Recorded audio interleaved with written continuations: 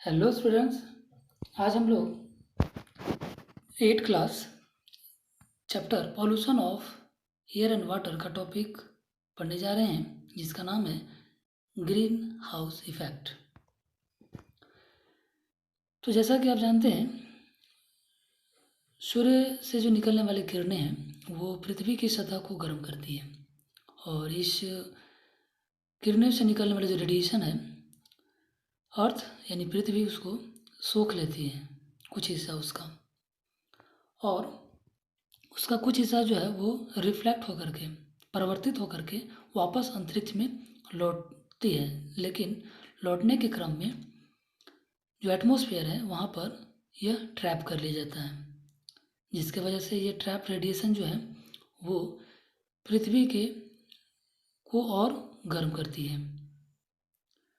अगर आप अपने आसपास में कहीं ग्रीन हाउस देखे होंगे, नर्सरी में यहाँ पर पौधे लगाए जाते हैं, या कहीं और देखे होंगे तो देखे होंगे कि जो सूर्य की गर्मी है वो एक बार अगर अंदर आ जाए तो वापस बाहर नहीं जा पाती है, और यही ट्रैप किया हुआ जो हीट है यानी रुका हुआ जो गर्मी है वो ग्रीन हाउस जो हम लोग पृथ्वी पे देख रहे हैं इसी तकनीक पर आधारित है। और यही कारण है कि इस क्रिया को, प्रोसेस को ग्रीन हाउस इफेक्ट कहते हैं। जैसा कि हम जानते हैं कि पृथ्वी पर लाइफ बिना ग्रीन हाउस इफेक्ट के संभव नहीं है, और कुछ ऐसे कारण हैं जिसके वजह से आज यह जो प्रभाव है, ग्रीन हाउस प्रभाव, वह जीवन के लिए खतरा हो गया। उसका कारण है बढ़ती हुई कार्बन डाइऑक्साइड की मात्रा। इसके लिए यह जिम्मेवार है। आप जानते होंगे कि जो CO2 है वह जो एयर है उसका एक कंपोनेंट है, और यह CO2 का जो रोल है यानी कार्बन डाइऑक्साइड का रोल है वो पौधे के लिए कितना इम्पोर्टेंट है ये भी आप जानते होंगे। अगर यह CO2 ज़्यादा हो जाए तो यह हमारे लिए एक तरीके से पोल्यूटेंट है ना। एक तरफ जहाँ CO2 जो है वो कंटिन्यूसली हमारे एक्टिविटी से जो है वो बढ़ रहा है, वहीं जो प्लांट है वो इसको यूटिलाइज करते हैं, किस लिए? फोटोसिंथेसिस के लिए।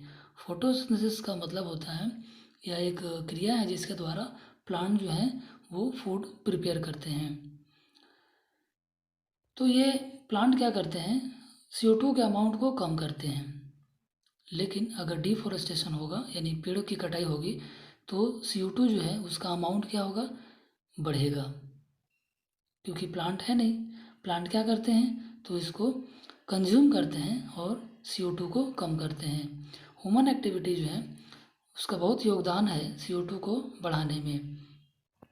अगर CO2 ऐसे ही रहा तो क्या होगा, हीट ज़्यादा ट्रैप होगा, और ज़्यादा हीट ट्रैप होगा तो अर्थ का जो एटमॉस्फेयर है उसमें टेम्परेचर क्या होगा, बढ़ेगा, और टेम्परेचर बढ़ेगा उसकी वजह से क्या होगा, ग्लोबल वार्मिंग। कुछ और गैसेस हैं जैसे मीथेन, नाइट्रोजन ऑक्साइड, ये गैसेस भी योगदान रखती हैं ग्लोबल वार्मिंग के लिए। ग्लोबल वार्मिंग आज एक ऐसा विषय है जो पूरे विश्व से जूझ रहा है। इसमें होता क्या है कि जो समुद्र का स्तर है वो बढ़ने लगता है, जिससे जो तटीय इलाकों में रहने वाले लोग हैं वो प्रभावित होते हैं, ठीक है ना। ग्लोबल वार्मिंग जो है उससे जो बारिश का सिस्टम है वो बदल जाता है, वो प्रभावित होता है। इसके अलावा जो खेती बाड़ी है वो प्रभावित होगा, क्योंकि समय से बारिश नहीं होगी। पेड़ पौधे जंगल वो बर्बाद होंगे, सूखने लगेंगे, उसमें रहने वाले एनिमल्स वो मरने लगेंगे। और यह सबसे ज़्यादा समस्या जो है वो एशिया में हो रहा है। एक रिसेंट में हाल ही की रिपोर्ट में बताया गया है कि अगर जो लिमिट है अगर वो अभी जितना है वो रहे तो ठीक है, अदरवाइज़ अगर यह लिमिट क्रॉस कर जाता है, बढ़ जाता है, तो जो एक तापमान है वह 2 डिग्री सेल्सियस तक बढ़ सकता है, और ऐसा होने से वह खतरे के निशानी के तरफ हम लोग बढ़ रहे हैं। ग्रीन हाउस जो इफ़ेक्ट है उसमें CO2 का योगदान है, इसीलिए इसको ग्रीन हाउस गैस भी कहा जाता है। अब ये ग्लोबल वार्मिंग जो है वो एक बहुत बड़ा समस्या है पूरे वर्ल्ड वाइड गवर्नमेंट के लिए।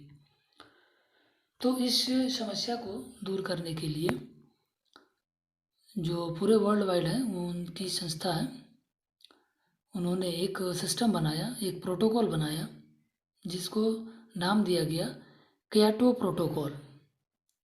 अब यह क्योटो प्रोटोकॉल जो है वो किस लिए बनाया गया, तो जितने भी कंट्रीज़ हैं वो एग्रीमेंट किया गया कि आपको जो CO2 गैस है यानी जो ग्रीन हाउस गैस है उसका कम से कम प्रोडक्शन हो, या कम कैसे करें आप इमिशन कम कैसे हो उस पर आप ध्यान देंगे।